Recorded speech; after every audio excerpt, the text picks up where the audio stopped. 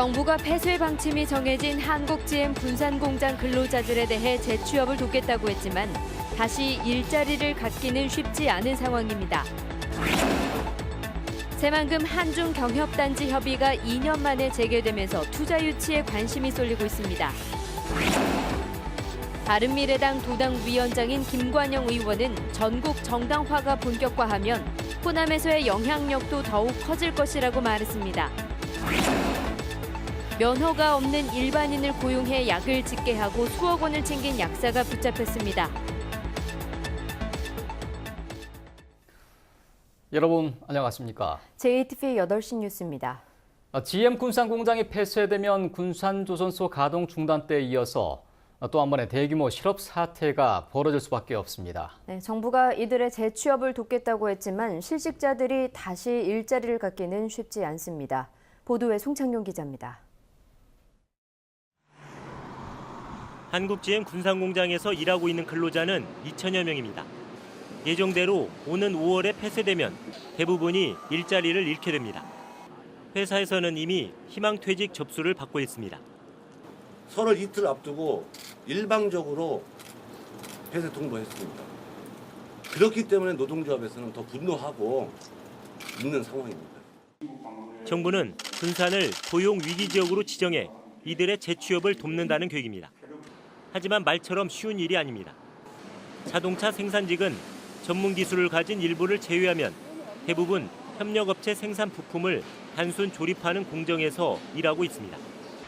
주조와 금형, 용접 등 일반적인 제조업과 전혀 다른 공정입니다. 더구나 조선과 자동차 산업 붕괴로 불 꺼진 공장들이 늘고 있는 상황에서 이들이 재취업 교육을 받는다 해도 일할 수 있는 곳이 없습니다. 이 자동차 공장에서 종사하시는 분들은 사실은 해고되거나 실직을 하면 재취업의 기회가 굉장히 좁습니다. 그래서 지역 경제에 미치는 영향은 현대중공업 사태보다 훨씬 클 거라고 생각을 합니다. 지난해 7월 군산조선소가 문을 닫았을 때 실직한 근로자 대부분이 용접 등 기술을 갖고 있었지만 재취업에 실패했습니다. 이 때문에 군산 지역 실업률은 지난해 상반기 1.6%에서 하반기 2.5%로 치솟았습니다. 한국-GM 군산공장이 폐쇄되면 또다시 수천 명의 근로자가 그대로 거리로 내몰릴 가능성이 높습니다. JTBC 뉴스 송창용입니다. 새만금 한중 경협단지 협의가 2년 만에 재개됐습니다. 중국 기업의 투자가 성사되면 군산경제 활성화로 연결되기 때문에 투자 유치에 관심이 모아지고 있습니다. 김철 기자가 보도합니다.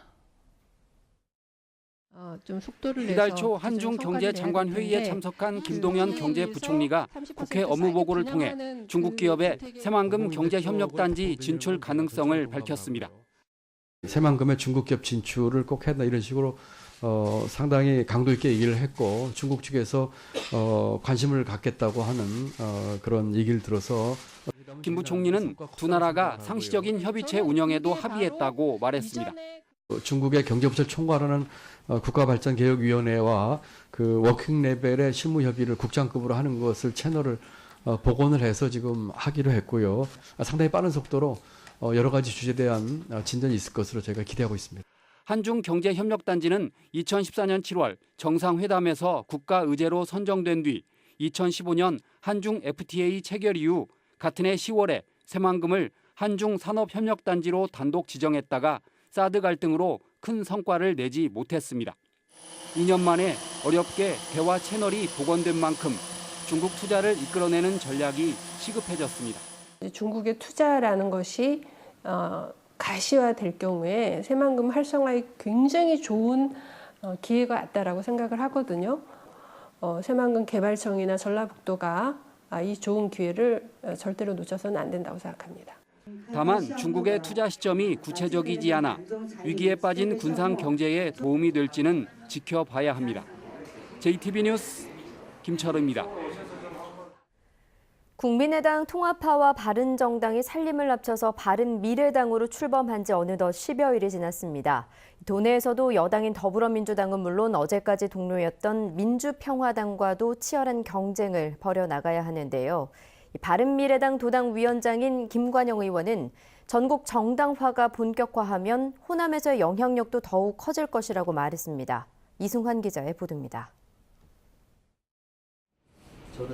김관영 위원장은 신당이 출범하면서 당이 분열돼 국민들에게 죄송하다며 새로운 정치 지형을 형성하는 과정에서 불가피한 일이 아니었나 싶다고 말했습니다.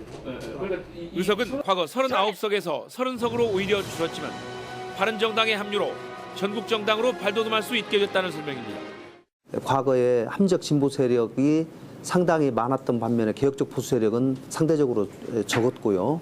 이번에 그 부족한 면들을 채워서 보다 전국 정당화가 되고 대북 문제와 노동 문제 등 뿌리가 다른 두 정당이 합치면서 우려되는 불협화음에 대해서는 당내 치열한 토론으로 차이를 좁혀나가겠다고 말했습니다. 과거 국민의당의 간판 중진들이 나가서 만든 민주평화당은 호남에서 민주당과 1대1 구도를 자신하고 있지만 바른미래당은 후보군조차 손에 꼽을 만큼 빈약한 상황. 김 위원장은 전국은 물론 호남에서도 현재 민주평화당보다 바른미래당의 지지율이 높은 만큼 당 지지율이 오를수록 지원자도 늘 것이라고 주장했습니다.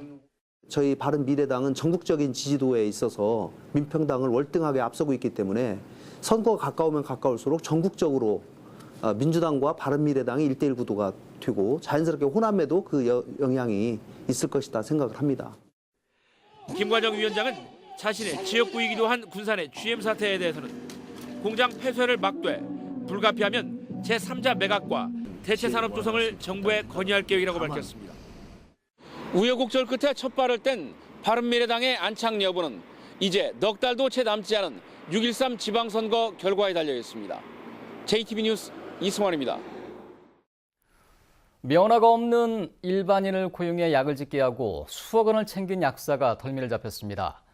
무면허, 무자격 조제 행위는 1년 동안 수천 건이나 됐습니다. 오정현 기자가 보도합니다.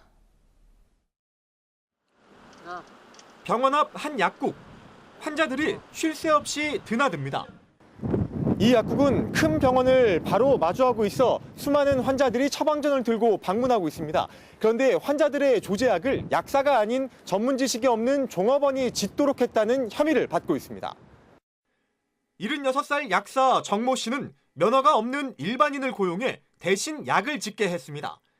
무면허 조제 행셈인데 경찰 조사로 드러난 것만 지난 2016년 9월부터 1년간 무려 6,300여 차례. 종업원들은 가운을 입고 약사 행세를 했던 것으로 알려졌습니다.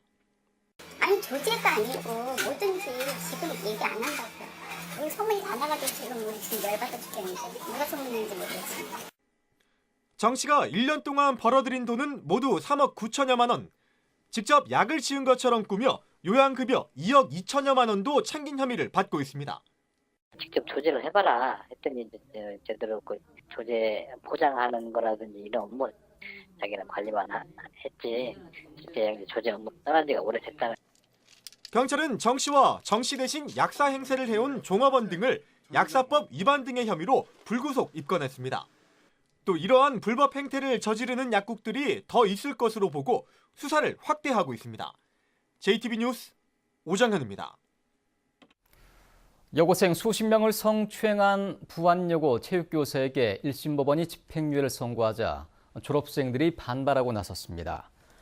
부안여고 졸업생들은 성명을 통해 일부 피해자와 합의했다는 이유로 법원이 집행유예를 선고한 것은 용기를 낸 학생들에게 또 피해를 준 것이라고 주장했습니다.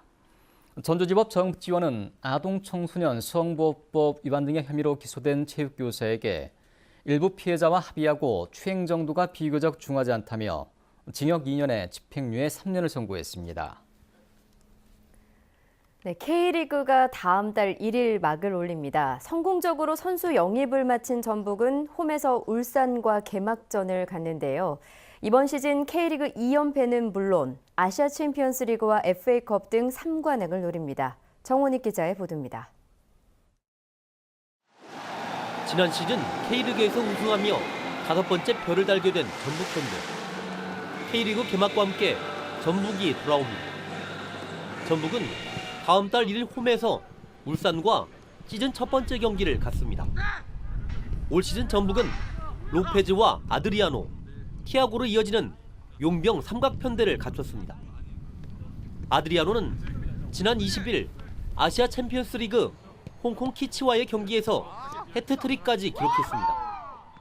Não estou 100%, mas o condicionamento está sempre a alto nível para poder estar sempre focado para poder mostrar o que eu sei. 또 이동국과 김신욱, 이재성은 물론 새로 영입한 홍정호와 손준호 등 초호와 선수진을 구성하고 있습니다. 이미 아시아 챔피언스 리그에서도 2연승을 달리며 자신감을 얻었습니다.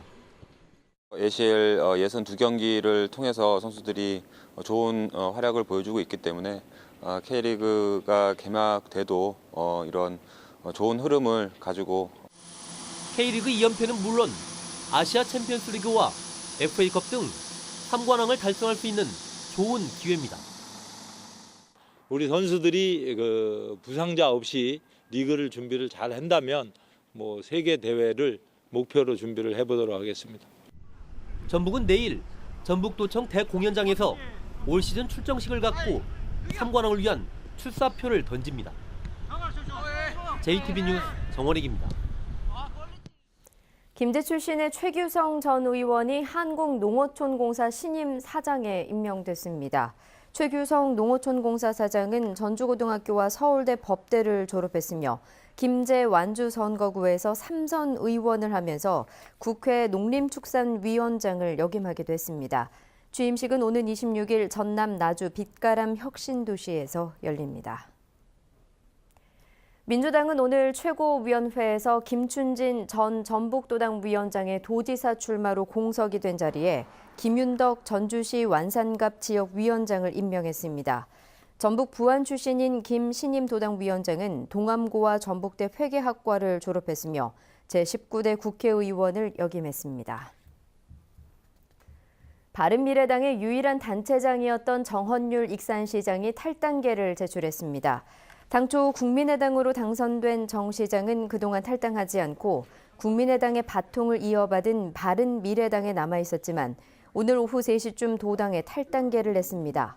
정 시장은 빠르면 다음 주쯤 자신의 거취를 발표할 것으로 알려져 지방선거 판세에도 적지 않은 변화가 예상됩니다. 채용 비리 혐의 때문에 원장이 사표를 제출한 한국탄소융합기술원이 직무대행 체제로 운영됩니다. 전주시는 다음 주 한국탄소융합기술원 이사회를 열고 원장이 제출한 사표의 수리 여부를 결정할 계획입니다. 전주시는 사표가 수리되면 곧바로 후임 원장을 뽑기 위한 모집 절차에 들어갈 예정입니다. 오늘 오후 8시 10분쯤 전주시 우화동의 한 도로에서 시내버스가 길가에 정차해 있던 차량 넉 대를 들이받고 좌회전하던 화물차와 충돌해 승객과 시내버스 기사 등 15명이 다쳐 병원에서 치료를 받았습니다. 경찰은 브레이크가 고장나 버스가 멈추지 않았다는 시내버스 기사의 말에 따라 정확한 사고 원인을 조사하고 있습니다.